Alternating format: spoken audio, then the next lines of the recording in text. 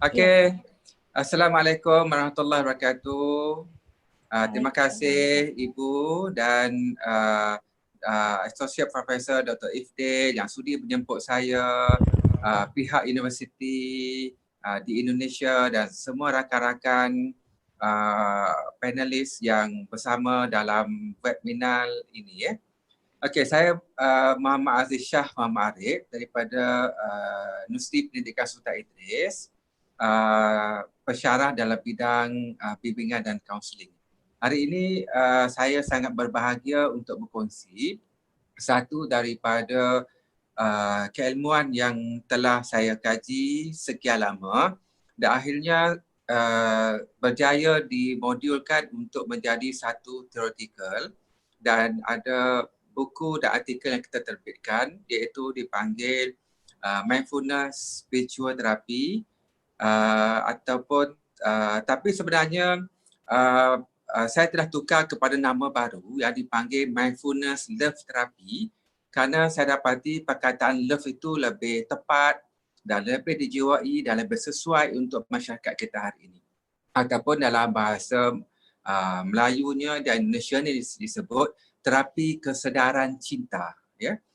Kerana seperti mana kita semua maklum bahawa masyarakat hari ini, dunia hari ini, kita tidak lagi memerlukan kita tidak perlukan wang sangat banyak, ya. Dan kita juga tidak memerlukan orang yang sangat kuasa dan memegang sangat banyak kuasa. Itu penting, tapi kita tak perlukan banyak itu. Apa yang sangat kita perlukan pada hari ini adalah love ataupun cinta, ya.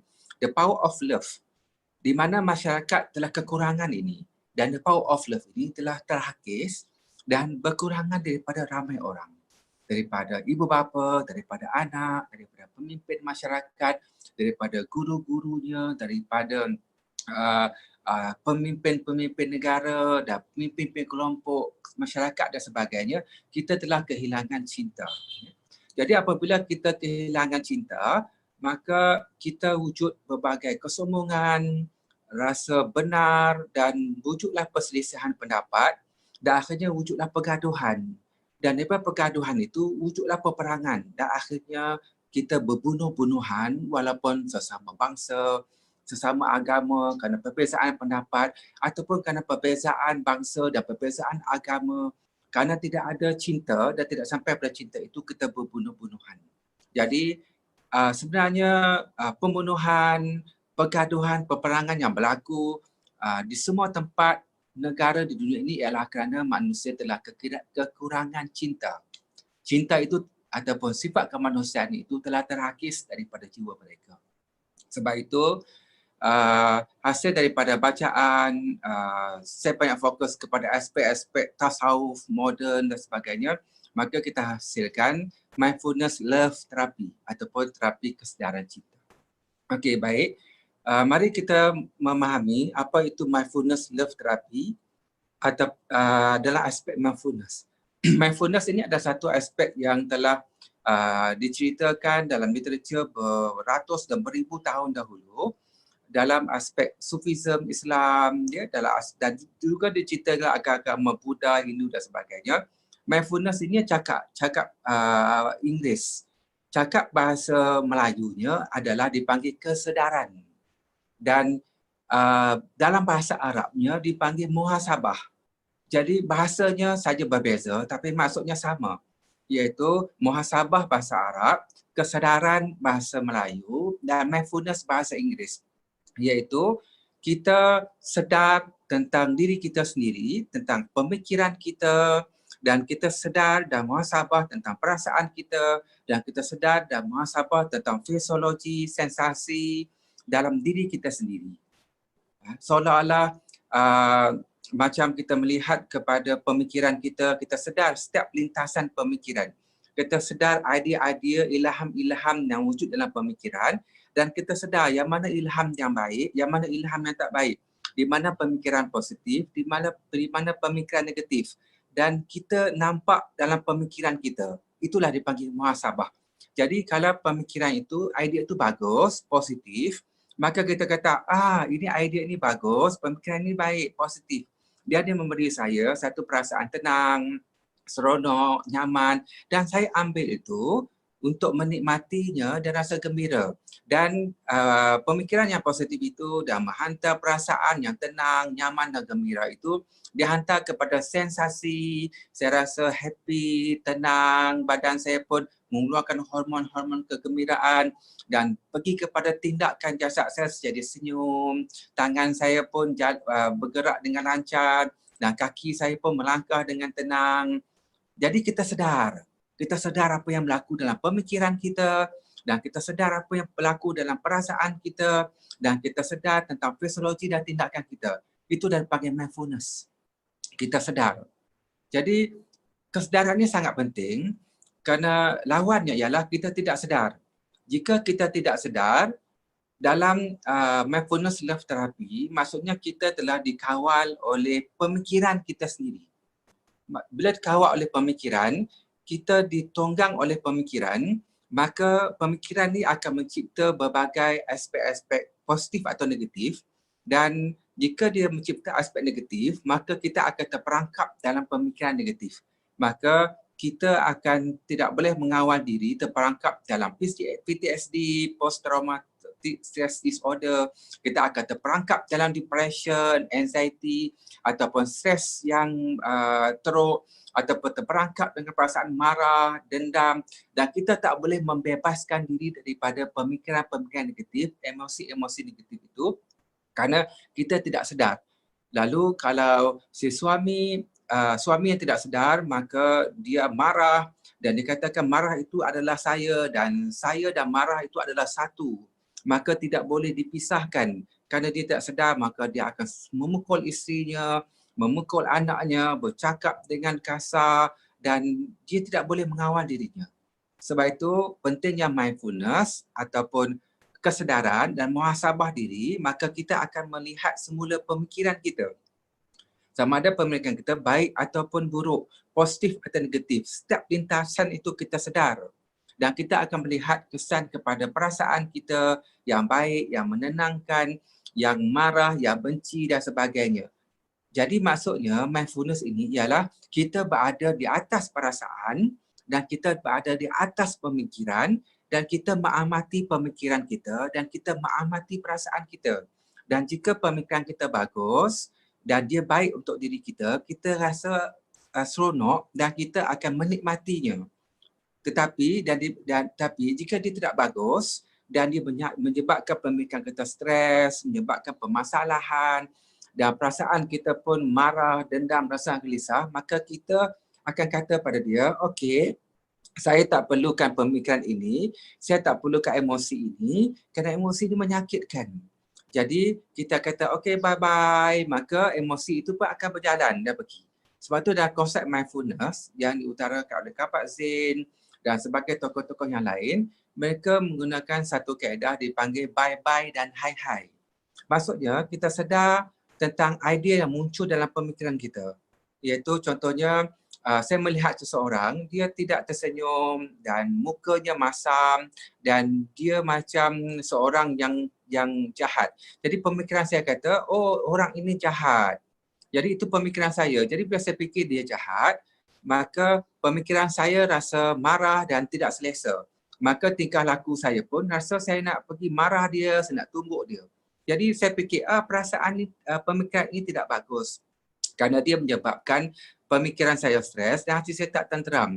Maka saya rasa saya tak perlukan pemikiran ini adalah judge. Ini adalah judge, ya, tanpa saya mengenali dia. Maka cepat-cepat saya akan tukar pemikiran saya. Walaupun mukanya nampak masam, tidak senyum kan, dan keadaannya macam tidak terurus, tetapi mungkin dia ada masalah lain yang menyebabkan dia tertekan dan keadaan tidak selesa. Jadi bila saya fikir begitu, timbul perasaan simpati, empati dan ingin menolong. Maka dia akan bawa kepada fisiologi dan tindakan. Saya akan berjumpa dengan beliau. Saya akan kata, okey, apa-apa yang saya boleh bantu sebab saya nampak wajah bapa seperti stres dan bapa macam tidak keruan. Ya, saya memang tidak selesa hari ini. Saya rasa susah hati sebab saya tak ada wang nak balik rumah. dan kerana dompet saya hilang. Wah, okey tak apa, saya bagi wang buat belanja balik dan dapatkan semula dokumen, report polis dan semoga selamat. Nampak Jadi dari mana datangnya perbuatan baik, perbuatan saya menolong orang lain itu datang kerana saya sedar dalam pemikiran saya, dan jika benda itu baik, saya menikmatinya, gembira. Tapi kalau tidak baik, maka saya akan abaikan dia supaya dia berlalu. Berlalu, saya melihat saja tanpa diambil dan akhirnya saya selamat. Itulah maksudnya mindfulness. Iaitu kita sedar tentang setiap aspek, setiap lintasan pemikiran, perasaan dan sensasi kita kerana I love myself. Kerana kita menjaga kesejahteraan pemikiran, perasaan dan diri kita. Contoh antara mudah untuk memahami mindfulness, jika saya tanya kepada semua peserta, bapa-bapa, ibu-ibu dan sebagainya, apakah makanan yang terakhir yang kita semua makan semalam, ataupun makan pagi tadi? Cuba ingatkan. Jadi kalau kita ingat, semalam, malam tadi saya makan nasi, dalam nasi itu ada kuahnya warna kuning dan di sebelah kuah itu ada satu ayam dan ayam itu pun juga warna kuning dan dia ada sambal yang warna merah dan saya telah makan sambal itu pedas dan kuah itu rasa manis dan bila masuk ke mulut saya manis dan pedas itu bercampur dan saya rasa sangat enak dan sangat sedap dan saya rasa itulah antara makanan yang paling sedap. Saya menikmatinya. Kita sedar apa yang berlaku dan kita sedar apa yang lintasan idea, perasaan dan sensasi kita, itulah dipanggil mindfulness. Tetapi kalau kita makan tanpa menghayati rasanya, masin, manis dan tanpa menghayati keenakannya, itu adalah tidak sedar. Sebab itu mindfulness ataupun kesedaran ini perlu diterapkan balik kerana dia sangat rapat dengan here and now. Itu menikmati hari ini dan saat ini. Macam saya dan saya percaya ramai orang lain, kita sangat sibuk dan pemikiran kita agak stres dan kita bekerja ke sana ke sini dan kadang-kadang kita lupa untuk menikmati kesedaran itu, here and now itu ataupun menikmatinya.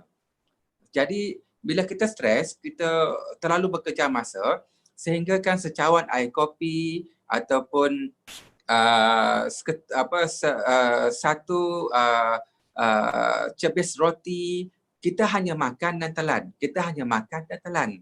Tanpa kita sempat kunyah dan merasai rasanya, menikmati kemanisannya dan masuk dalam pemikiran kita, kesedapan dia dan penuh rasa kesyukuran dan nikmatinya, kita tidak sempat.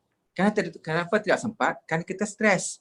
Dan kenapa kita stres? Sebab kita bekerja-kerja dengan masa yang menyebabkan kita lupa untuk menikmati mindfulness dan here and now. Itu sebab kita perlu mementingkan muhasabah semula mindfulness. Okey. Sekarang ni kita dah sedar apa itu mindfulness, iaitu kesedaran kepada pemikiran kita, perasaan dan sensasi kita, apa yang berlaku, positif dan negatif dan kita sedar. Dan yang positif kita ambil untuk menikmati dan yang negatif itu kita tinggalkan kerana dia menyebabkan pemikiran dan perasaan kita akan jadi tidak baik.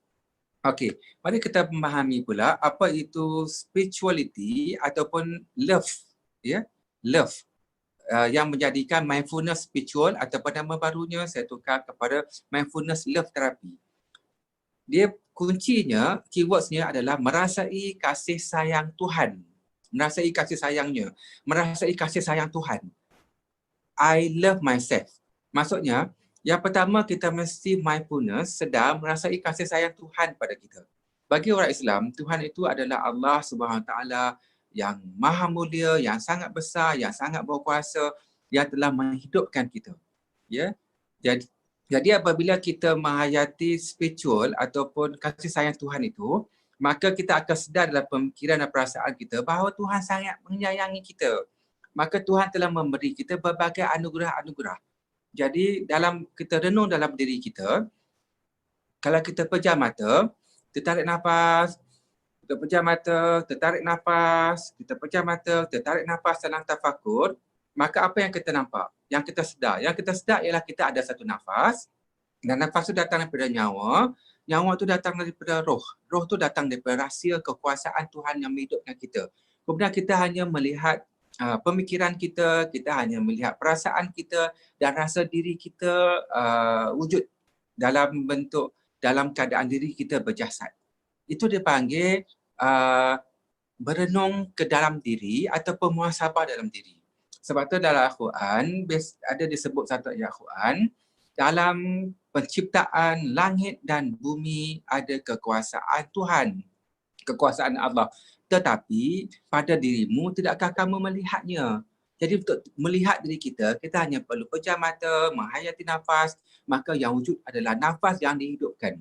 Maka automatik kita akan merasa bersyukur kerana kita bernafas.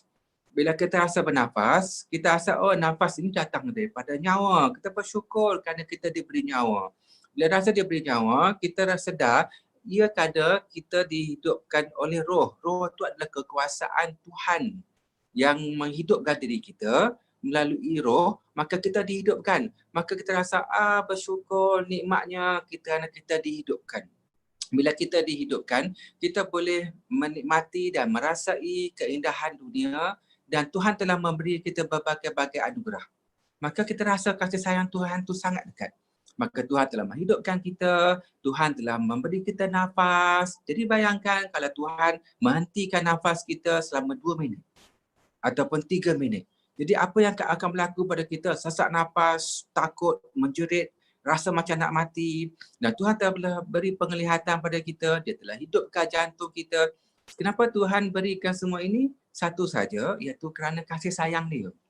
Kerana kasih sayangnya. Kerana maha kasih sayangnya. Maka kita merasai kasih sayang Tuhan. Itulah dikatakan dalam mindfulness love therapy, Allah itu adalah nama Tuhan, tapi sifat Tuhan yang pertama sekali adalah Ar-Rahman. Yang kedua adalah Ar-Rahim. Jadi dia terangkan dalam Asmaul Husna yang menyebut seperti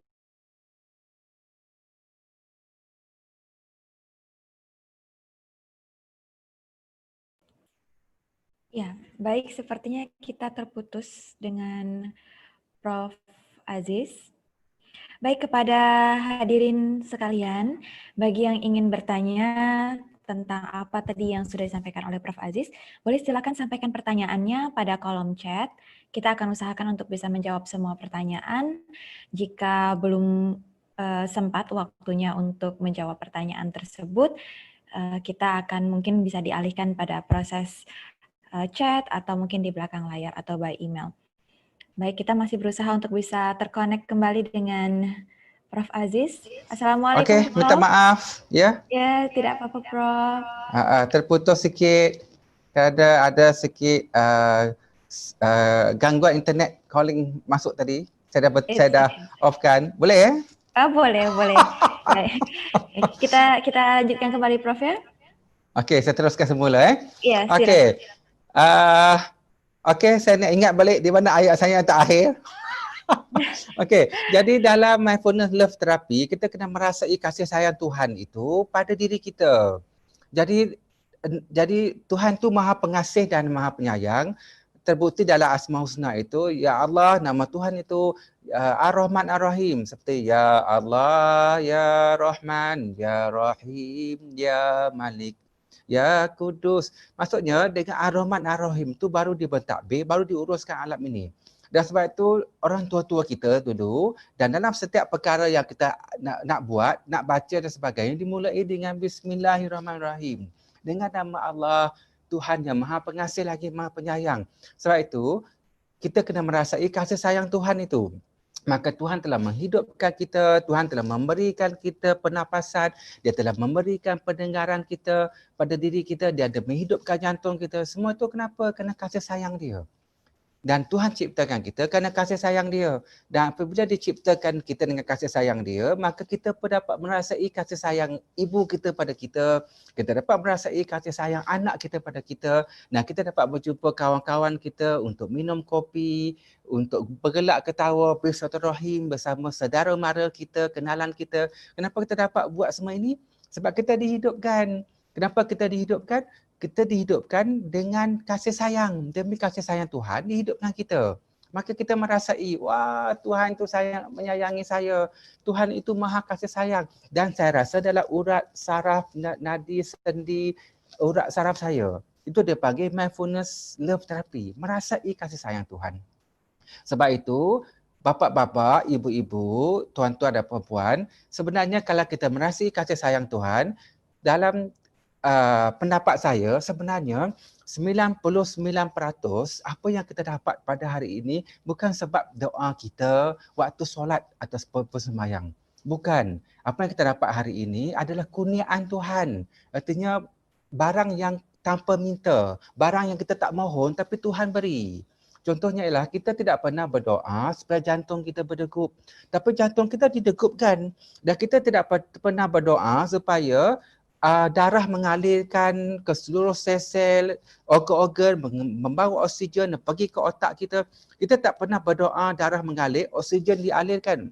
Kita tidak pernah berdoa, otak kita berfungsi dan sel-sel otak bercantum menghasilkan idea dan ilham. Kita tidak pernah didoakan supaya kuku kita panjang. Kita tidak pernah berdoa rambut kita panjang, dipotong panjang semula. Dan kita tidak pernah berdoa tapak kaki kita kuat. Saya sepanjang hidup saya ingat saya telah bertukar berpuluh-puluh kasut. Kerana kasut saya haus, tapaknya rosak, tidak boleh diguna lagi. Tapi tapak kaki saya, walaupun saya telah berjalan beratus kilometer, tapi tapak kaki saya tidak rosak. Maksudnya ya, dan saya tidak pernah berdoa, tapak kaki saya tidak rosak, tapi diberi. Jadi maksudnya apa? Maksudnya ialah apa yang kita perolehi hari ini, kebanyakan bukan sebab doa kita, tapi sebab dipanggil kurniaan. Kurniaan ni barang yang diberi oleh Tuhan yang Maha Pengasih dan Penyayang tanpa kita minta. Jadi kenapa diberi? Kerana kan dia menyayangi kita, dia mencintai kita, maka dia telah memberi anugerah daripada hujung rambut kita sampai hujung kaki kita yang tak terkata, yang disebut oleh Al-Quran, jika dikira setiap nikmat Tuhan kamu, nescaya kamu tidak akan dapat mengiranya kerana dia Maha memberi. Maka saat itu tidak ada apa-apa lagi. Maka yang ada hanya aliran air mata. Yang ada hanya kesyukuran kerana nikmat dan anugerah yang besar. Maka selepas kita merasai kasih sayang Tuhan dan kita rasa Tuhan sangat menyayangi kita, jadi apa yang kita buat? Maka kita akan alihkan dan kita akan pindahkan kasih sayang Tuhan itu kepada benda-benda lain, ciptaan, makhluk-makhluk ciptaan Tuhan. Itu yang disebutkan oleh Al-Quran, dikatakan berbuatlah baik kerana Allah telah berbuat baik pada kamu. Maka Tuhan telah buat baik pada kita, maka kita telah buat baik kita kena buat baik pada makhluk, pada orang. Maka makhluk ciptaan yang pertama sekali, yang paling dekat dengan kita siapa? Yang paling dekat dengan kita adalah jasad kita. Jasad kita adalah makhluk ciptaan Tuhan. Maka berbuat baiklah pada pemikiran kita, fikir yang baik-baik, jangan jadikan pemikiran kita terlalu stres, jangan fikir benda-benda yang kusut menyebabkan overthinking, pening kepala, stres sampai tak boleh tidur malam. Tidak boleh, itu namanya menzalimi diri. Kita tidak berbuat baik pada pemikiran kita. Kasihan pemikiran kita. Hari-hari kita streskan dengan berbagai pemikiran yang negatif, hasad dengki, marah, berfikir berlebihan sampai pemikiran kita tertekan dan akhirnya kesannya pada diri kita sendiri. Dan kita kena buat baik pada perasaan kita kena lapangkan dada kita kena buangkan perasaan-perasaan negatif yang menyebabkan kesakitan dalam emosi. Jadi kalau kita ada dendam, kita buang dendam itu. Jika ada orang yang pernah menyakitkan kita, menyebabkan kita rasa tidak boleh maafkan dia, kita kena maafkan dia. Sebab memaafkan orang lain ini sebenarnya memaafkan diri sendiri. Apabila kita dendam, kita tak boleh maafkan orang lain, kesannya ialah diri kita terhukum. Kita dendam, kita sakit, kita marah, kita benci, sampai tangan kita shaking, dada kita berdebar-debar, keluar peluh-peluh dingin. dan kita rasa marah sampai kita rasa seperti dalam neraka dunia. Kenapa berlaku begitu? Kerana dendam dan tidak boleh memaafkan. Maka apabila kita memaafkan orang itu, berdoakan dia baik-baik, sebenarnya ialah kita memaafkan diri sendiri. Maka timbullah perasaan lapang, nyaman dan tenang dan sebagainya. Sebab itu kita kena buat baik kepada pemikiran kita, berbuat baik kepada perasaan kita sendiri, dan kita kena berbuat baik kepada jasad kita. Sebab itu kita sangat menyayangi diri kita tanpa kita sedar. Itu kefitrahan. Jika tangan kita kotor, cepat-cepat kita basuh. Jika kita balik kerja, badan kita berpeluh, cepat-cepat kita akan pergi mandi. Kita gosok badan kita. Dan anda kata kita rasa mandi itu tidak membersihkan. Kita akan pakai shampoo, kita akan pakai sabun. Dan apabila dapat wang, ada gaji, duit sikit, kita akan beli baju yang cantik-cantik, kita akan beli gelang emas untuk reward, untuk menyayangi diri kita.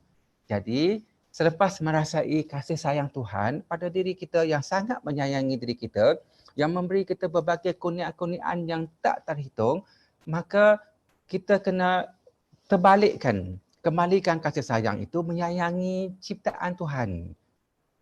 Merasai kasih sayang Tuhan itu adalah dengan kesyukuran. Kita bersyukur dan taat pada Tuhan dan buat perkara-perkara baik yang disuruh oleh Tuhan. Nah, kemudiannya kita akan terbalikkan kesyukuran itu, kasih sayang itu dengan menyayangi diri kita sendiri. That's why dalam mindfulness love therapy ialah merasai kasih sayang Tuhan. I love myself. Maka kita pastikan pemikiran kita tenang, hati kita lapang dan jasad kita dibersihkan, disucikan. Jadi bila kita tengah makan manis-manis, tiba-tiba kita dapat satu kesedaran, mindfulness, muhasabah. Apa yang saya makan ini banyak manis, gula. Tidak bagus untuk kesihatan, nanti dia akan menyebabkan diabetes. Okey, kita ketepikan dulu manis dan kita ambil air suam. Itu dimasuk mindfulness love therapy, bagaimana kita menyayangi, kita memahami kasih sayang Tuhan dan kita menyayangi jasad kita dan pemikiran kita, perasaan kita untuk menyayangi orang lain. Kerana mustahil kita boleh menyayangi orang lain tanpa menyayangi diri kita. Mustahil kita boleh menyelamatkan orang lain tanpa menyelamatkan diri kita.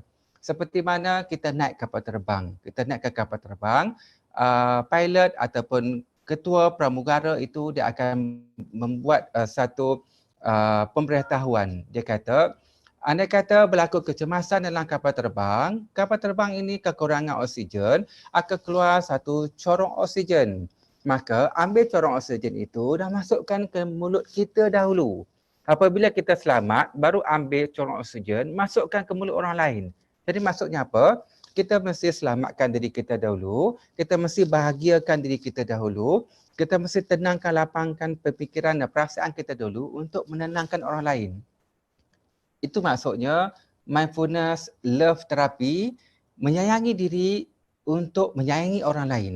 Menyayangi diri kita untuk membahagiakan diri kita sehingga kebahagiaan itu rasa melimpah, naik ke dada kita, naik ke leher kita, naik ke kepala kita dan rasa melimpah-limpah kebahagiaan, ketenangan dan keseronokan, baru kita boleh seronokkan orang lain. Jika kita asyik sedih, asyik rasa sangat sengsara, menangis, sedih, menangis dan muka kita masam, kita tak boleh senyum. Jadi macam mana kita nak membahagiakan orang lain? Dan kita kalau kita cuba juga membahagiakan orang lain, kita pun tidak happy kerana kita adalah hipokrit. Dan hipokrit adalah satu lakonan yang sangat menyakitkan kita balik.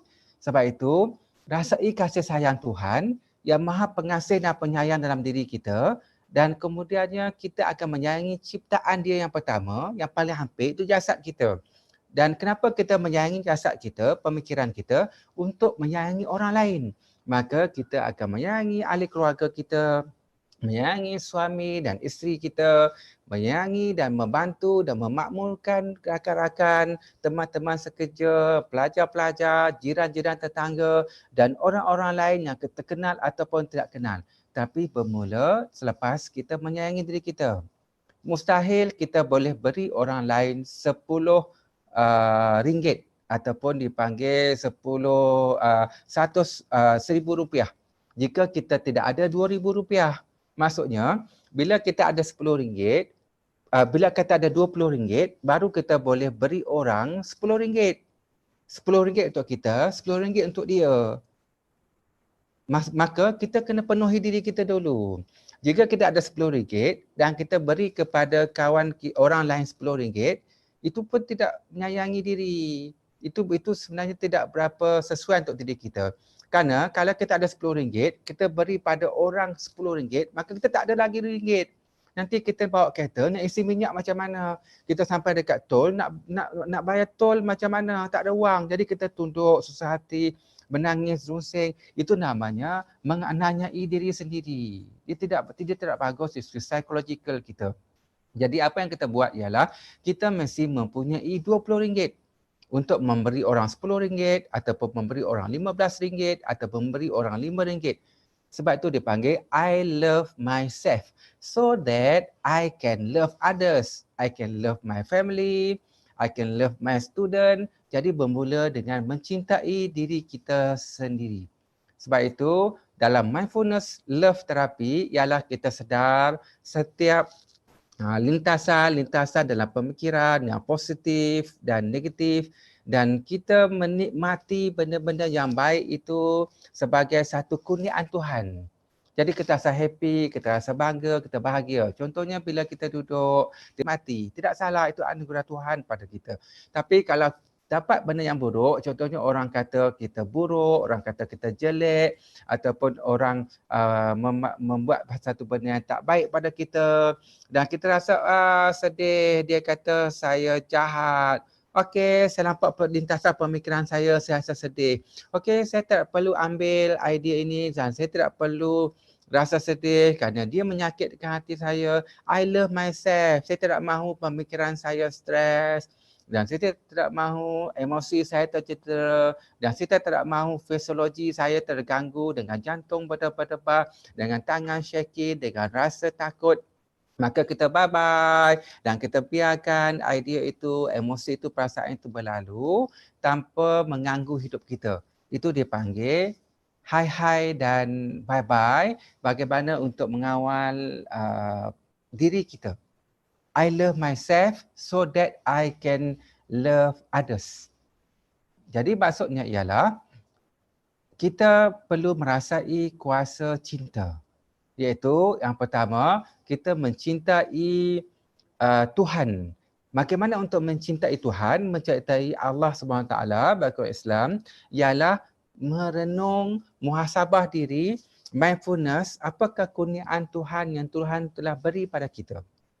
Ya, jadi kita boleh melihat bulan, bintang, langit, bumi, pemandangan sangat cantik untuk melihat anugerah kekuasaan Tuhan.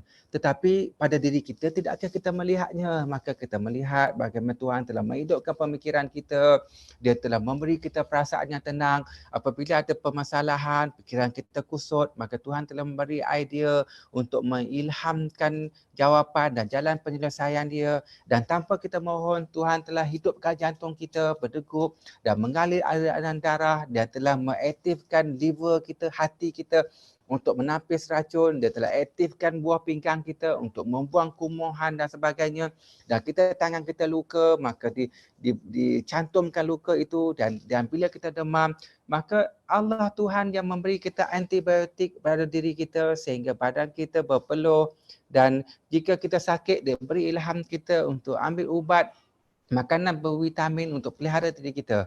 Jadi Allah memberi ilham pada kita melalui lintasan-lintasan, idea-idea, ilham-ilham yang baik, dan melalui perasaan-perasaan yang positif, melalui rasa kita dan melalui fisiologi kita. Maka kita rasa kita sangat beruntung. Maka kita rasa sangat bersyukur. Dan kita rasai kebaikan Tuhan itu, mindfulness love tu, mindfulness spiritual tu. Maka dan bila kita rasai Tuhan tu sangat penyayang, sangat baik pada kita, maka kita kena mensyukuri dan mentaati Tuhan. Kemudian kita kena terbalikkan perasaan love, sayang itu, baik itu kepada ciptaannya. Maka ciptaan yang pada dekat seulang balik adalah diri kita. Maka kita pun memelihara pemikiran kita, jangan stres, jangan rosakkan pemikiran. Kerana apabila kita selalu fikir stres, ada benda konflik-konflik dalam kehidupan yang tak selesai dalam pemikiran kita, kita akan menyebabkan krisis dan konflik yang tidak berkesudahan dan akhirnya pemikiran kita akan mengeluarkan hormon-hormon, chemical-chemical yang tak diperlukan, lalu mendapat berbagai-bagai penyakit mental illness seperti depression, PTSD, OCD, schizophrenia, borderline personality disorder dan sebagainya. Ini semua adalah kerana kita tidak menyayangi diri kita. Sebab itu, bagi pendapat saya, mindfulness love therapy ini merasai kasih sayang Tuhan pada diri kita dan akhirnya kita merasai sayang kepada diri sendiri. I love myself itu perlu diterapkan. Sejak awal daripada bayi, sejak awal daripada kanak-kanak, peringkat dini, di sekolah taska, tadika, peringkat awal, kita kena beritahu, okey, saya menyayangi diri saya menyayangi pemikiran saya menjaga jasad kita supaya dia rasa sayang diri dia. Bila kita sayang diri kita, maka saya percaya kita tidak akan mencederakan diri kita. Maka kita tak akan menghisap rokok yang banyak kerana kita tahu rokok itu akan merosakkan paru-paru kita, dia akan menyebabkan berbagai penyakit dan kita tidak akan mencederakan diri kita. Kalau di Malaysia itu dia ada satu perlumbaan haram, mereka suka berlumba ramai-ramai dengan gaya Superman, tanpa brek dan baring atas basikal atau motosikal yang menyebabkan aksiden, kelukaan parah, kematian dan sebagainya. Ini semua dilakukan dadah, menghisap mengambil pil ekstasi, narkoba dan sebagainya, merosakkan diri. Saya percaya ini semua dilakukan, dibuat kerana mereka tidak menghayati kasih sayang Tuhan dan mereka tidak menyayangi diri mereka sendiri. Maka mereka mencederakan jasad mereka mencederakan pemikiran mereka dengan membiarkan pemikiran negatif, mereka mencederakan, merosakkan perasaan mereka dengan membiarkan emosi-emosi, dendam, kesumat, marah dan sebagainya dan mereka membiarkan jasad mereka rosak dengan berbagai-bagai perkara-perkara yang tidak baik sama ada mengkelar tangannya ataupun membunuh dirinya ataupun buat aksi membahaya ataupun masukkan narkoba dalam badan sebagainya kerana mereka tidak menyayangi diri. Mereka tidak menghargai diri mereka kerana kegagalan kita untuk menerapkan I love myself selepas merasai kasih sayang Tuhan dan I love myself itu peringkat awal. Jadi tidak masuk dalam mind, pemikiran mereka, tidak masuk dalam subconscious mind itu, maka mereka perlu menghargai jasad dan memelihara jasad mereka supaya tidak rosak. Dan siapa yang lebih memahami diri kita, melainkan diri kita sendiri. Dan siapakah doktor yang terbaik bagi diri kita? Doktor yang terbaik bagi diri kita ialah doktor diri kita sendiri. Jasad kita yang tahu mindfulness, di mana kita sakit. Saya sakit di sini. Jasad kita yang tahu bahawa di mana kita rasa lengoh. Saya rasa lengoh di sini. Jasad kita yang beritahu apa yang tak selesa. Saya tak selesa di perut. Itulah doktor yang terbaik bagi kita melalui rasa yang diberikan pada fisiologi supaya kalau sakit di sini cepat-cepat kita ubat di sini, sabuk ubat panas supaya lega. Jika perut kita sakit, cepat-cepat kita kawal pemakanan. Nak kita makan ubat ataupun makan pada waktunya supaya kesihatan kita baik. Sebab itu dalam mindfulness, jika kita rasa sakit di sini, cepat-cepat diubati, sakit di perut cepat-cepat diubati supaya dia tidak melarat dan menyebabkan berbagai permasalahan lain. Ya. Begitu juga dalam pemikiran di mana kita sedar lintasan-lintasan idea pemikiran dan kita tahu yang mana baik dan yang mana buruk. Yang mana boleh diambil, yang mana boleh dan yang mana tak diambil kerana I love myself. Okey. Jadi dalam mindfulness love therapy yang saya bangunkan, dia mempunyai latihan sebanyak 2 hari ataupun 12 jam latihan untuk kita memulai dengan mengenali nilai-nilai mindfulness, bagaimana kita akan berada di atas pemikiran, bagaimana kita akan berada di atas emosi dan di atas jasad. Jadi kita pisahkan diri kita. Maka kita akan memahati pemikiran kita. Inilah dipanggil konsep muhasabah diri. Inilah mindfulness. Inilah benda asas psikologikal kesedaran di mana kita akan menyadari dan memahati dan mengamati diri kita dengan syarat ialah kita separate. Ya. Dan kerana ramai orang dia menganggap bahawa diri dia dan pemikiran dia dan emosi dia adalah satu. So sebenarnya tidak. Sebab tu diterangkan dalam mindfulness love therapy, merasai kasih sayangnya, I love myself. I love myself itu, I am not myself, but I love myself. Seperti pemikiran saya. Jadi kalau kita pegang tangan di kepala, kita akan sebut pemikiran saya. Adakah saya itu pemikiran? Tidak. Saya bukan pemikiran. Tapi ini adalah pemikiran saya. Saya adalah consciousness ataupun kesedaran yang mindfulness yang di atas daripada pemikiran yang merasakan saya mempunyai pemikiran. Jadi kita berpisahkan diri kita. Kita separate diri kita dan pemikiran kita dan kita dapat melihat diri kita, barulah kita boleh mengawal diri kita, barulah kita boleh mengatur diri kita, barulah kita boleh mengurus diri kita ke arah kesejahteraan diri kita, kesejahteraan dalam kehidupan. Itu dimaksud mindfulness. Contohnya kalau seseorang tu sedang marah, ya, dia pun berkata saya marah, ataupun dia dalam keadaan yang benci, dia sebut saya benci. Jadi terapis akan tanya dia, adakah awak marah? Dia kata, ya saya marah. Tak, awak bukan marah. Awak adalah yang menyedari awak sedang marah. Awak dan marah itu adalah terpisah. Contoh paling mudah ialah jika kita letakkan tangan kita di sini. Jadi kita memandang tangan kita pun mengata, tangan saya. Tangan saya. Adakah saya itu tangan? Tidak, saya bukan tangan. Ini adalah tangan saya, tapi saya bukan tangan. Begitu juga marah. Saya marah. Jadi marah bukan saya. Marah itu adalah sifat saya. Jadi saya dan marah itu terpisah. Jadi saya dan marah itu terpisah. Jadi saya tak suka marah kerana marah ni menyebabkan pemikiran saya negatif, rasa nak memukul dia, rasa nak membalas dia, biar dia sakit, dia sengsara apa yang saya rasa, dan perasaan saya rasa tak tenteram, resah, gelisah, dendam. Nah, fisiologi saya rasa mengeletar, dada saya berdebar-debar. Saya tak suka marah, saya tak suka dendam. Jarakkan diri. Mindfulness. Ya. Jadi sebab saya I love myself, sebab saya rasa kasih sayang Tuhan, Tuhan itu maha baik, maka saya menukar marah menjadi pemaaf.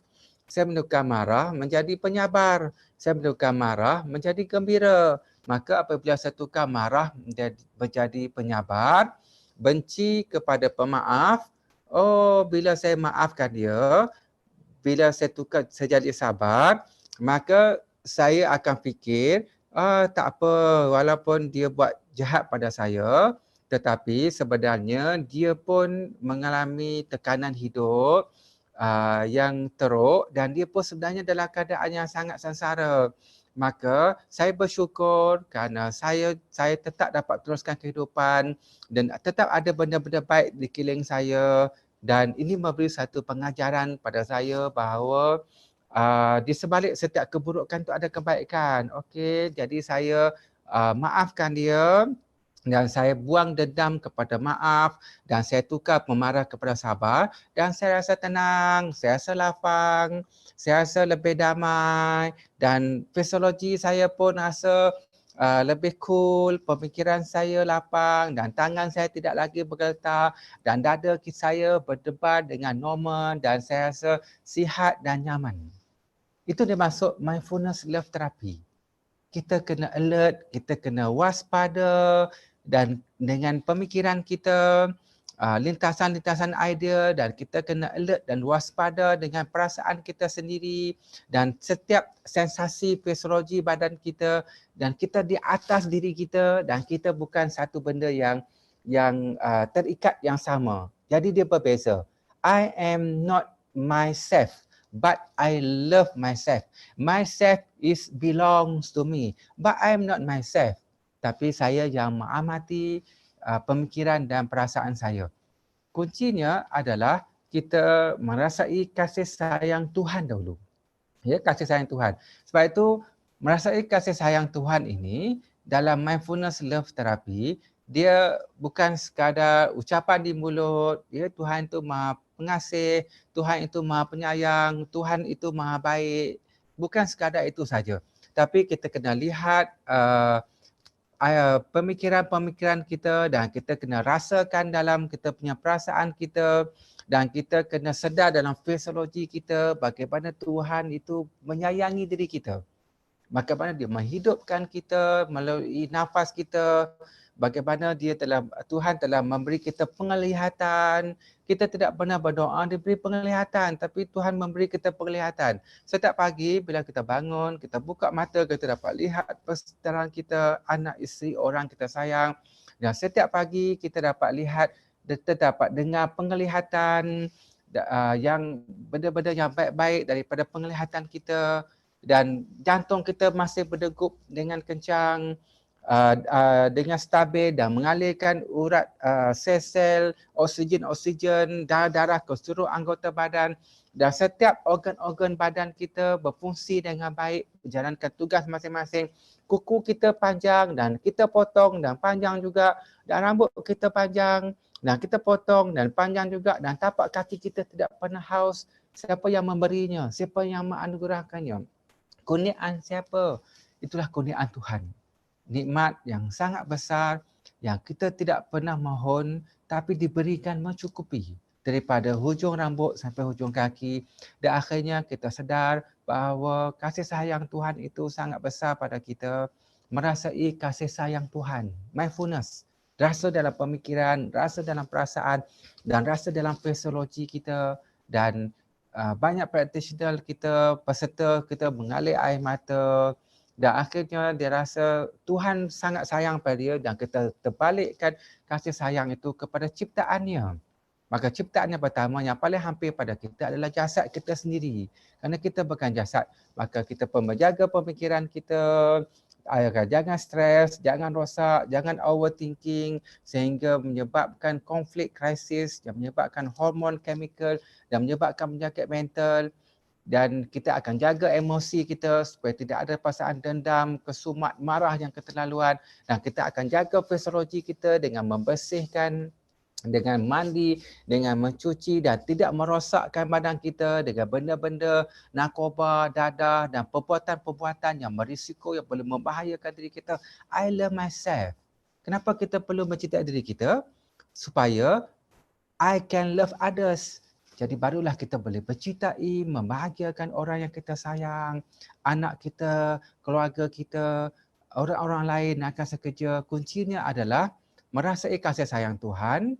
I love myself so that I can love others. Maka kasih sayanglah yang boleh menyelamatkan diri kita. Kasih sayanglah yang boleh menyelamatkan alam, dunia dan kawan-kawan. Dan kasih sayanglah yang boleh menyelamatkan dunia, mengelakkan peperangan dan mengelakkan pembunuhan.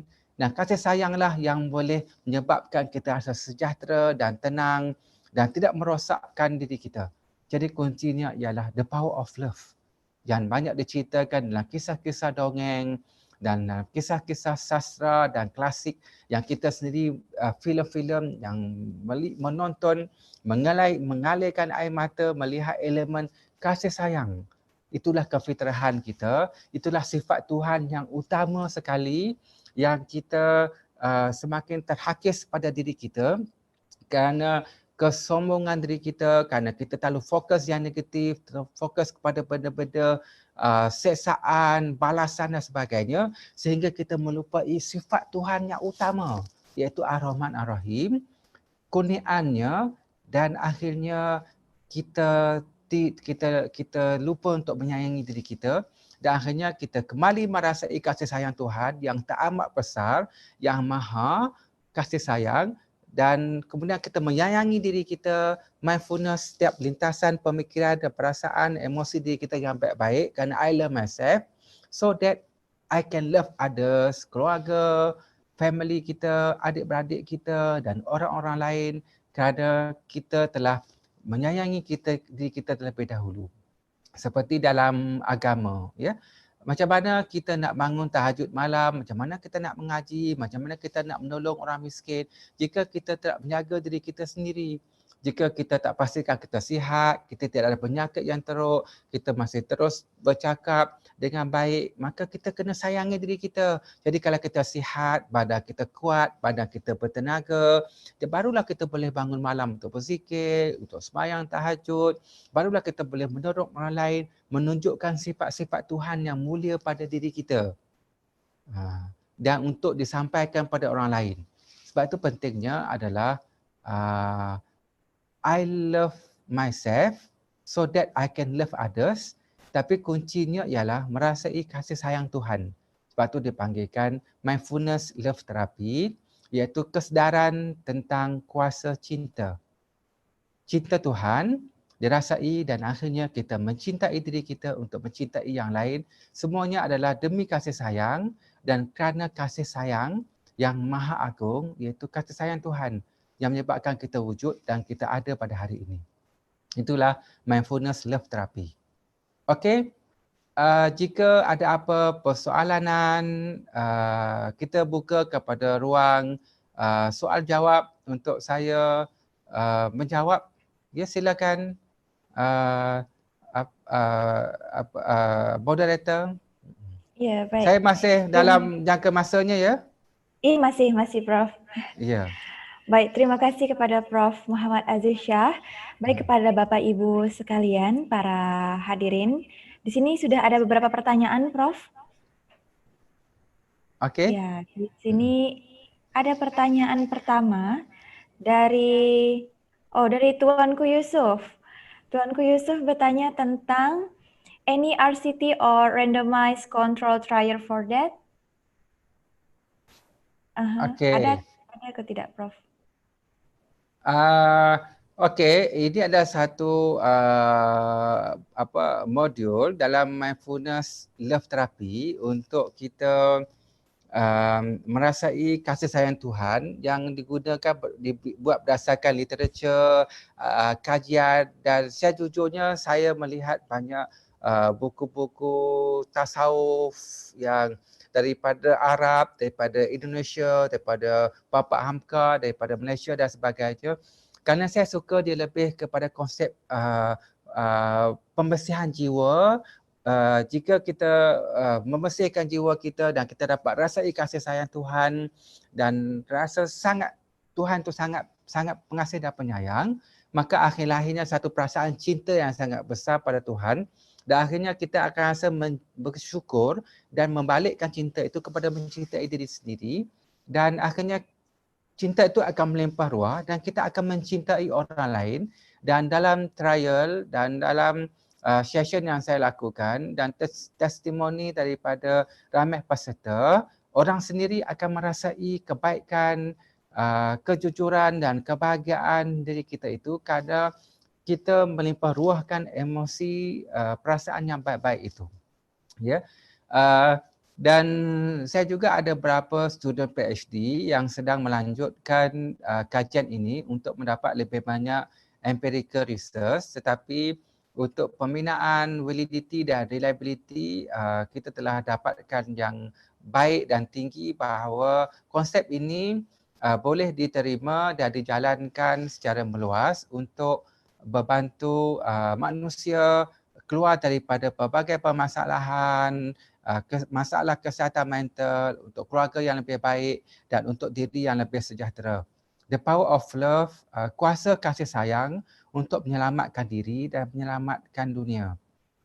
Dan kasih sayang Tuhan.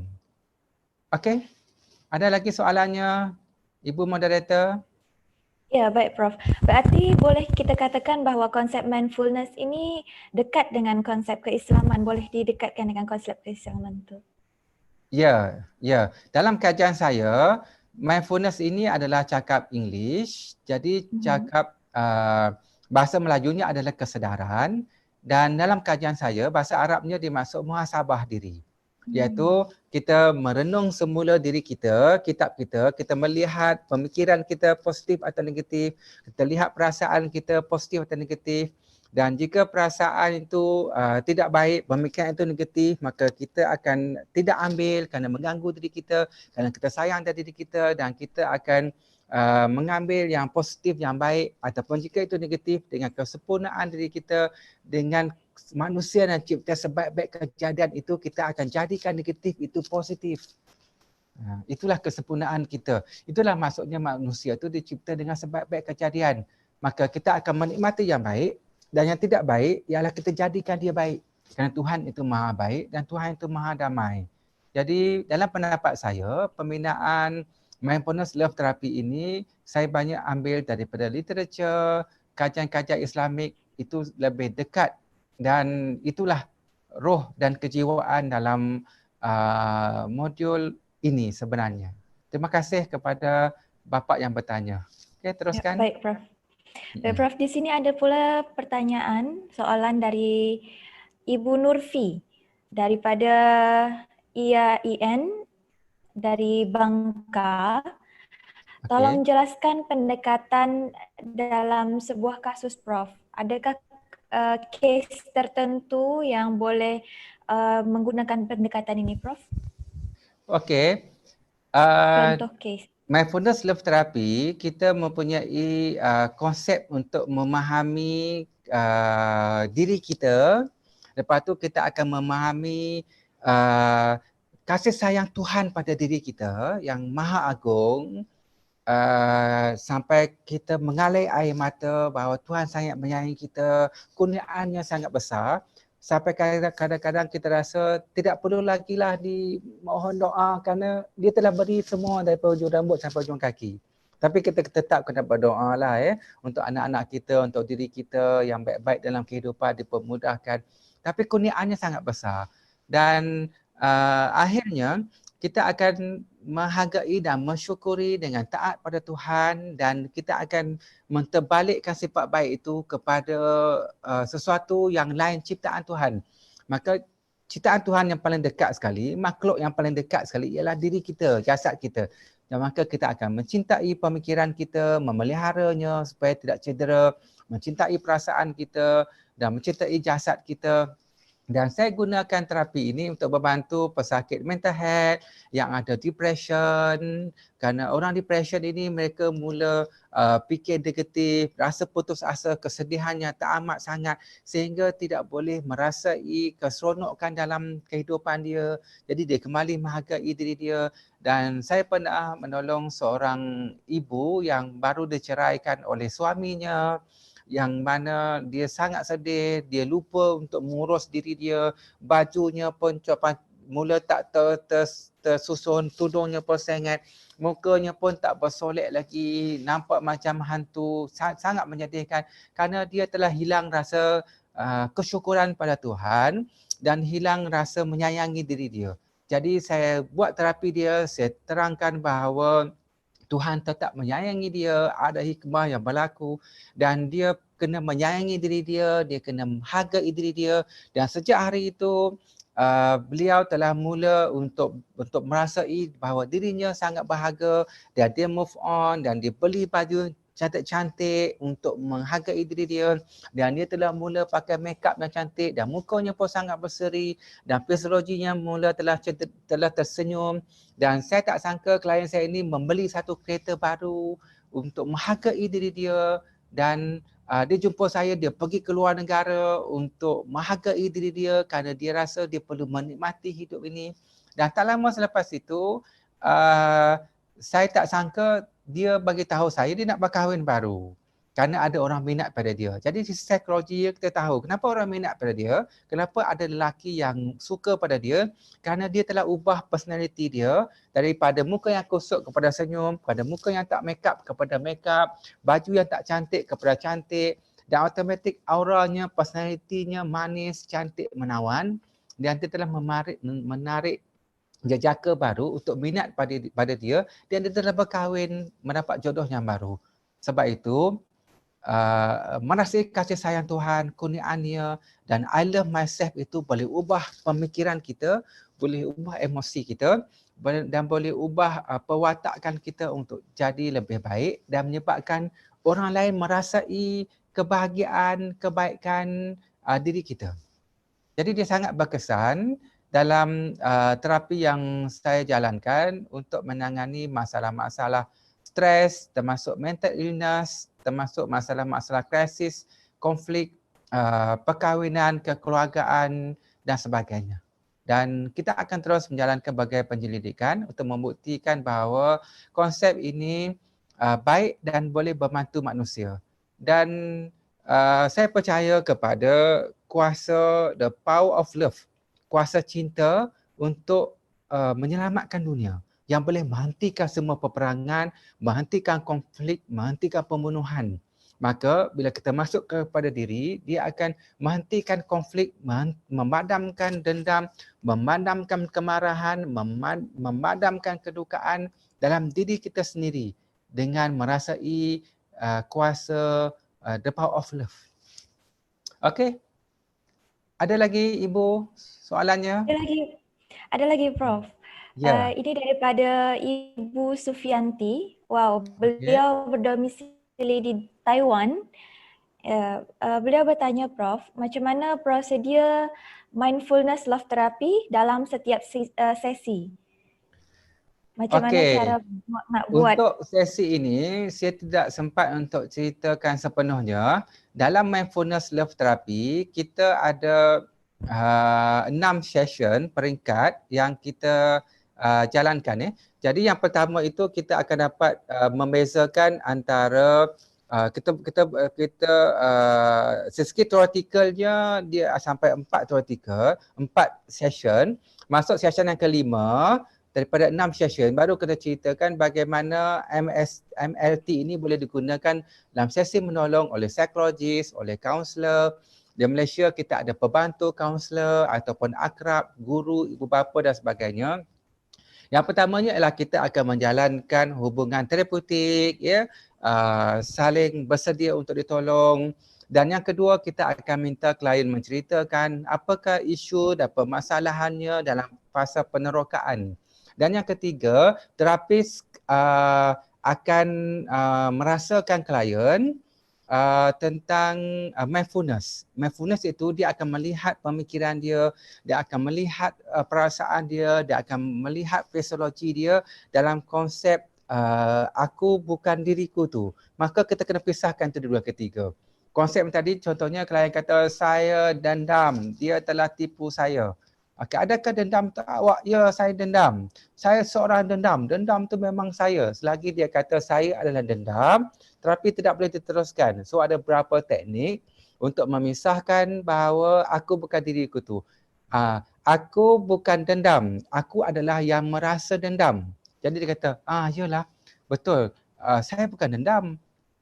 Saya hanya merasa dendam. Tapi saya dan dendam itu berbeza. Dia hanya perasaan saya. Jadi bila dah pisahkan itu, barulah kita boleh masuk intervention yang seterusnya, iaitu masuk level yang keempat. Kita akan merasai nilai-nilai baik, love yang memang ada dalam diri dia. Contohnya kita kata, okey, bila awak dendam pada dia, dendam itu bukan diri awak, tapi awak dendam pada dia. Jadi awak dah berpisah. Apa yang awak nak lihat pada dia? Saya nak lihat dia mati. Lagi saya nak lihat dia kena langgar dengan lori. Lagi saya harap dia kena panah petir sampai hitam dan sampai terbakar. Lagi saya nak lihat keluarga dia semua mati. Saya nak lihat lagi apa yang awak rasa lagi. Akhirnya klien dengan cinta dalam diri dia sendiri akan tersedar. Lagi apa yang awak dapat? Apa yang awak rasa bila awak berharapkan semua itu? Tapi saya kesian pula kepada isteri dia. Kenapa awak kasihan pada isteri dia? Sebab isteri dia tak bersalah, isteri dia tak berdosa. Okey, jadi apa yang awak rasa sekarang? Saya rasa saya lebih baik biarkan dia hidup bahagia dengan isteri dia sebab anak dia kecil-kecil dan ada seorang anak dia tu pula tidak sempurna. Okey, bagus. Lagi apa yang awak rasa lagi? Saya rasa saya tak baiklah mendoakan dia begitu. Jadi apa yang patut awak buat? Saya rasa lebih baik saya doakan dia baik-baik. Okey, boleh awak ceritakan? Saya rasa saya nak maafkanlah dia. Okey, cuba awak sebut lagi sekali. Saya rasa lebih baik saya maafkan dia daripada saya dendam. Okey, bila awak sebut awak rasa lebih baik maafkan dia daripada dendam, apa awak rasa? Saya rasa lebih lapang. Saya rasa lebih redha. Saya rasa biarlah dia, saya maafkan sajalah supaya hidup dia baik. Nampak Jadi bagaimana love terapi itu memang ada dalam diri dia tapi tertutup, tidak dirasai. sebab dia bersatu dengan kemarahan dia. Jadi kita pisahkan dia dengan kemarahan dia, mindfulness. Lepas tu automatik nanti walaupun sejahat mana manusia, walaupun sekejam mana manusia, dalam hatinya tetap ada satu titik kasih sayang. Love tu tetap ada. Itulah peran terapis untuk bangunkan itu. Dan akhirnya dia akan rasa lebih baik memaafkan, lebih baik bersabar, dan itulah sebenarnya yang ketenangan. Itulah yang dia cari selama ini, ketenangan. Lepas tu kita akan masuk ke fasa yang kelima, itu apakah teknik-teknik dalam yang kita boleh gunakan untuk menenangkan dia, sama ada kita betulkan corak pemikiran dia ataupun kita bagi dia teknik memaafkan ataupun teknik memutuskan kitaran positif, kitaran negatif itu, ataupun slogan-slogan baru, ataupun kita buat eksperimen kognitif, eksperimen tingkah laku, ataupun kita buat self-talk untuk dialog baru, ataupun kita buat bibliografi teknik ataupun autobibliografi teknik desensitization systematic. Itu kita boleh gabungkan, saya gabungkan dengan teknik kognitif dan pemikiran, dan akhirnya kita akan buat penempatan untuk dia praktis memaafkan itu dalam kehidupan dia. Maksudnya daripada mindfulness tadi dan kita pergi kepada merasai love dalam diri dia dan dia rasai bahawa ketenangan itulah sebenar-benarnya yang kita nak. Dan akhirnya dia akan merubah pemikiran, perasaan dan tingkah laku dalam action, dalam tindakan untuk mengukuhkan. Okay? So, saya yakin MLT ini mempunyai satu teoretikal yang lengkap dan di Malaysia kita jadikan satu terapi alternatif. Alternatif bagi proses menolong. Di samping kita ada Rogerian, REBT, terapi reality terapi. Jadi kita ada satu lagi teoretikal, MLT, Mindfulness Love Therapy. Terapi kesedaran cinta. Bagi siapa yang rasa bersesuaian boleh menggunakan salah satu alternatif ini untuk membantu orang lain. Okey, moderator, Ibu. Ya, baik. Luar biasa, Prof. Nah, Prof, ada lagi satu soalan. Rasanya ini soalan terakhir. Okey. Ada dua soalan yang sama daripada Ibu Leiliana dan Ibu Fina. Beliau mengatakan, Prof, bagaimana dengan orang yang tidak mengakui akan keberadaan Tuhan dalam hidupnya atau contoh memaaf ateis, apakah dia tidak memiliki mindfulness dalam hidupnya macam itu, Prof? Dan serta macam mana cara kita untuk boleh approach kepada mereka yang tidak memiliki pandangan ketuhanan? Okey, so tidak ada masalah. Mindfulness ini semua orang ada, tetapi dia tertutup daripada diri dia ataupun disebut terhijab pada diri dia kerana dia tidak ada pengetahuan itu. Ya, jadi contohnya tadi, kalau kita sedar balik, apa yang saya makan semalam? Oh, semalam saya makan nasi goreng yang agak pedas dan saya sedar setelah asingkan cili supaya tidak pedas sebab saya nak jaga suara saya, sebab saya tahu saya akan beri seminar pada hari ini. Saya buat begitu sebab I love myself. Jadi saya masih sedar. Jadi saya sedar bahawa saya buat satu perkara yang baik. Itu mindfulness. Tapi kalau saya sedar balik, oh semalam saya telah marah anak saya pukul anak saya dan anak saya minta maaf, saya pukul lagi. Oh saya rasa semalam saya bersalah, saya tak sedar. Jadi hari ini saya buat apa? Hari ini saya kena minta maaf pada anak saya. Jadi apa saya cakap pada anak saya, so bapa minta maaf kalau semalam bapa tak emosi. Walaupun kita bapa, tak semestinya kita betul. Kadang-kadang kita salah. Kadang anak kita betul. Itulah kesedaran. Jadi maksudnya setiap orang ada mindfulness. Cuma bagaimana terapis memberikan dia kesedaran itu ataupun untuk muhasabah dengan kaedah MLT. Dia special segitu. Kita jarakkan aku dan diriku tu. Dia separate. Jadi kita boleh mengamati. Dan sebenarnya saya telah cuba kepada di Malaysia, kita berbilang bangsa. Saya pernah jumpa dengan satu Indian, dia tidak percaya kepada Tuhan. Daripada Hindu dia pergi kepada Kristian dan akhirnya dia jadi ateis.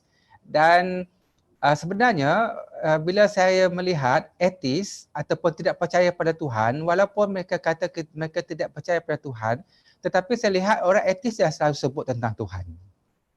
Mereka tidak percaya pada Tuhan, tapi mereka selalu sebut pada Tuhan, dan dalam diri mereka itu tetap ada sifat Tuhan, iaitu mereka ada kasih sayang, mereka inginkan ketenangan, mereka inginkan kebahagiaan, mereka inginkan rasa damai, dan sifat-sifat inilah sebenarnya dalam diri mereka yang ditimbulkan untuk merasakan bahawa ada satu kekuasaan yang maha agung, yang maha besar, yang kita tak boleh kawalnya, tapi kita dapat sebagai satu anugerah.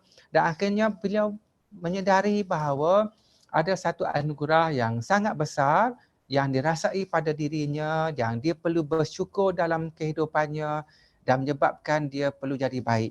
Jadi pendapat saya, etis pun boleh menguasai pendekatan ini walaupun dia tidak percaya pada Tuhan, tetapi dia tetap merasai pelbagai anugerah kurniaan daripada Tuhan kepada dirinya. Okey? Baik, Prof. Ya, baik. Oh, mohon maaf, Prof. Berhubung masa masih ada, so kita tambah soalan lagi boleh, Prof? Boleh. Ni ada lagi ni, Prof. Ada soalan lagi mengenai mindfulness love therapy ni, adakah bersesuaian untuk kes klien LGBT? Adakah Prof pernah mencuba atau ada pengalaman, experience terhadap klien LGBT terhadap kes penerapan mindfulness ni? Okey.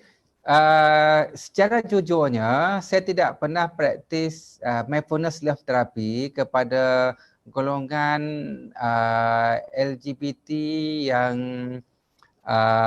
homoseksual ataupun lesbian ataupun transgender secara khusus, ya. Tetapi pendekatan ini pernah digunakan kepada golongan LGBT maknyah. Maknyah ni maksudnya di Malaysia ni orang lelaki yang menjadi perempuan. Ya, jadi dia berpakaian pakai perempuan, dia bersolek macam perempuan, dan dikongsi oleh dalam satu seminar itu oleh satu pengamal MLT, orang yang maknyah ini ataupun yang laki tukar jadi perempuan ini, mereka memang ada isu transgender, tetapi jiwa mereka sebenarnya halus. Maksudnya dia cepat penyayang, dia cepat kasihan, hubungan dia mementingkan hubungan yang akrab, yang baik, dan bila disentuh tentang kasih sayang Tuhan, bagaimana Tuhan telah memberi nikmatnya pada dirinya sangat banyak, dan dia kena bersyukur, dihidupkan sehingga hari ini, dan dia kena menyayangi orang lain, dan mereka lebih cepat terasa daripada berbanding dengan orang normal. Maksudnya dengan orang yang biasa, kerana mereka ni bagi maknyah lah, bagi maknyah, golongan yang laki tukar dia perempuan ini, jiwa mereka lebih sensitif dan disentuhkan dengan the power of love, kasih sayang, mereka lebih cepat terasa dan mereka agak sensitif dan menghargainya. Ya. Cuma bagaimana untuk menukar dia menjadi lelaki yang sejati semula, itu kita belum ada empirical research. Tapi dia mudah memahami konsep mindfulness itu dan lebih mudah untuk menyayangi orang lain dan membuat baik pada orang lain, dan lebih mudah memaafkan orang lain untuk memaafkan dirinya dan buang kesumat sebagainya, dan mereka lebih berkasih sayang. Itu yang kita dapat kajian setakat ini. Baik, Prof. Last question, Prof. Bagaimana atau macam mana tips atau cara menjaga mindfulness saat kena mengejar deadline pekerjaan atau sibuk dengan kerjaya? Adakah kemungkinan bagi seorang individu untuk boleh produktif dalam bekerja sekaligus merasa mindfulness? Okey, dalam mindfulness kita ada berbagai teknik-teknik, ya, dipanggil mindfulness tafakur ataupun mindfulness duduk diam. Kita duduk, ya, kita hanya mengosongkan pemikiran kita supaya kita menghayati nafas dan nyawa, akhirnya merasai bahawa kekuasaan Tuhan, kesyukuran, ya. Dan kita juga ada mindfulness bergerak, walking meditation, walking tafakur.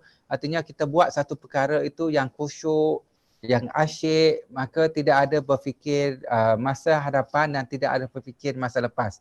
Maksudnya ialah kita kena cari masa untuk menikmati here and now. Dalam here and now, dalam mindfulness love therapy, tidak ada perkara silam dan tidak ada perkara lepas. Yang ada adalah now. Bila now ini kita menikmati now. Seperti mana, dan itu kena dilatih bagaimana kita melatih menaiki basikal, mula-mula jatuh, kayuh lagi jatuh dan akhirnya kita akan kayuh dengan basikal dengan lebih laju dan kita sebahagian basikal dan kita boleh belok kanan kiri dengan lebih selamat. Seperti mana kita makan. Apabila kita makan dalam keadaan mindfulness, maka kita akan menghayati here and now, the power of now. Maka kita akan ambil makanan itu, ini kita boleh latih. Ini teknik dalam mindfulness love therapy. Sebelum kita makan, kita nasi, kita kena lihat nasi itu. Terlihat nasi itu, kita akan lihat 4 tekstur nasi itu. Wah, bentuk nasi ini putih-putih, bulat-bulat.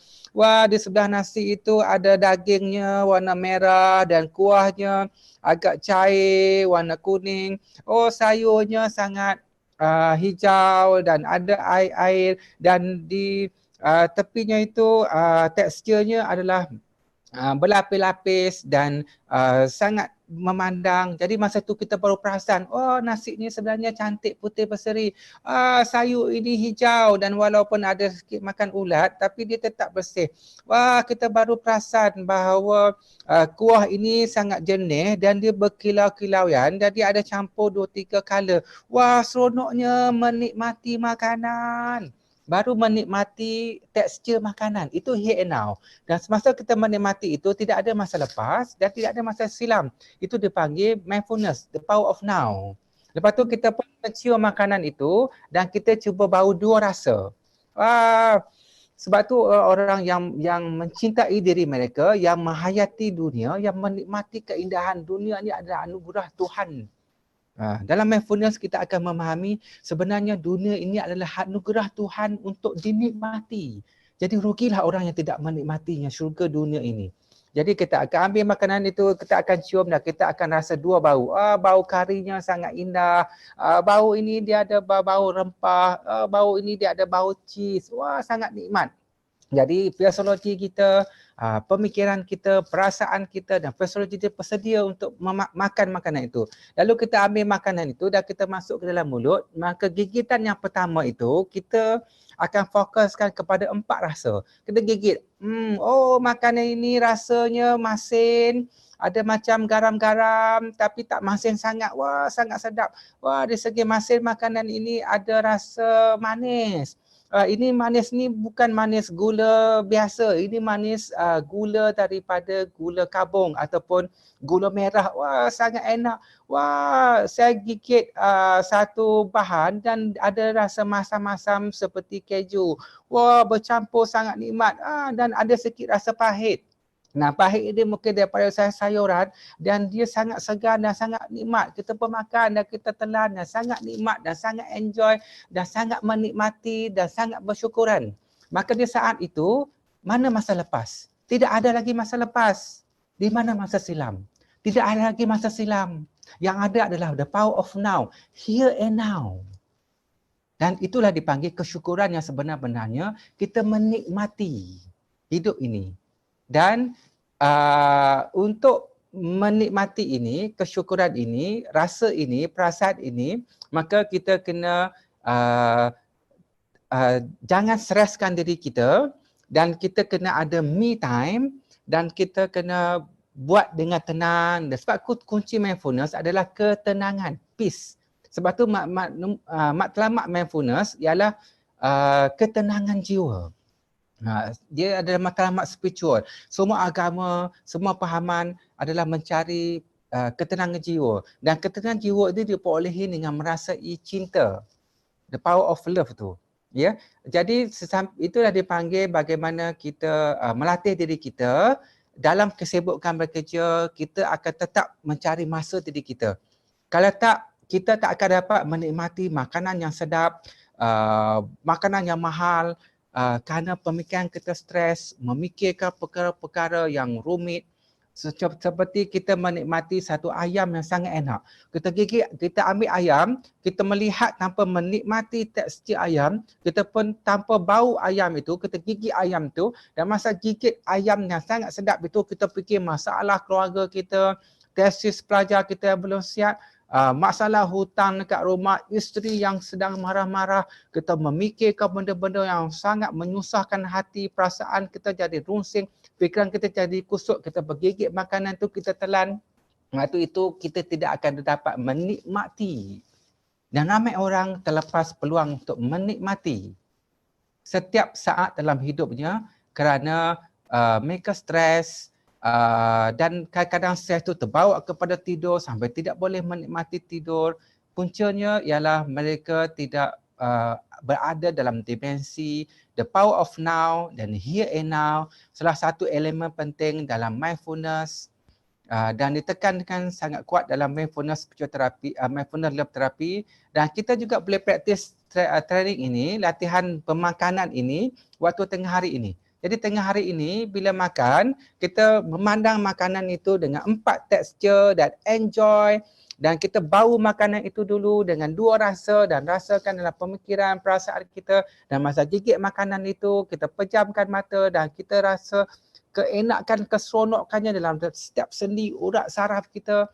Dan dalam pengamalan saya dan ahli-ahli kita, jika kita praktis ini, biasanya kita makan sedikit. Kita tak makan banyak. Dan kita lebih kurus.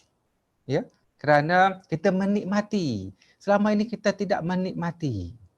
Itulah pentingnya mindfulness. Dan semuanya berpunca daripada the power of love. Kita menyayangi diri kita. Kita appreciate diri kita. Kita menghargai diri kita. Okey, Ibu Moderator. Okey, Prof. Terima kasih banyak atas jawapan yang diberikan. Saya rasa di sini semua sudah jelas. Alhamdulillah sudah jelas ya Bapak Ibu sekalian. Itulah tadi penyampaian materi dari Profesor Dr. Muhammad Aziz Shah. Beliau adalah seorang pensyarah sekaligus seorang profesor di Universiti Pendidikan Sultan Idris. Baik, Prof, terima kasih banyak atas penyampaian yang diberikan. Adapun yang boleh saya simpulkan, Prof, mindfulness spiritual therapy atau mindfulness love therapy ini merupakan sebuah terapi kesadaran cinta, di mana yang perlu kita bangkitkan atau yang perlu kita sadari di sini adalah kecintaan terhadap diri sendiri, sehingga perasaan cinta ini boleh berguna untuk mencintai orang lain. Karena kita tidak mungkin bisa mencintai orang lain tanpa bisa mencintai diri sendiri terlebih dahulu. Itulah tadi penyampaian materi yang luar biasa dari Profesor Dr. Muhammad Aziz Shah. Kepada Profesor, kami ucapkan terima kasih banyak, Prof. Okay, terima kasih jemput saya. Semoga ada silaturahim kita berjumpa lagi ya. Amin, untuk berkasih sayang. Amin. Boleh berikan closing statement-nya, Prof, untuk pada sesi kali ini? Kata akhir daripada saya.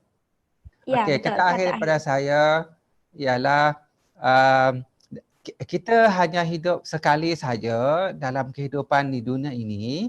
Jadi kita kena sedar, muhasabah, mindfulness dengan merasai kasih sayang Tuhan yang telah menghidupkan kita kerana kasih sayang. Maka kerana kasih sayang itu, kita dapat merasai kasih sayang dalam kehidupan ini. Ibu boleh mencintai anak, anak boleh mencintai ibu, dan kita boleh mencintai orang-orang lain kerana kita dihidupkan dengan kasih sayang. Dan Tuhan itu maha kasih sayang, dan Tuhan hidupkan kita kerana Tuhan nak melihat kita berkasih sayang. The power of love.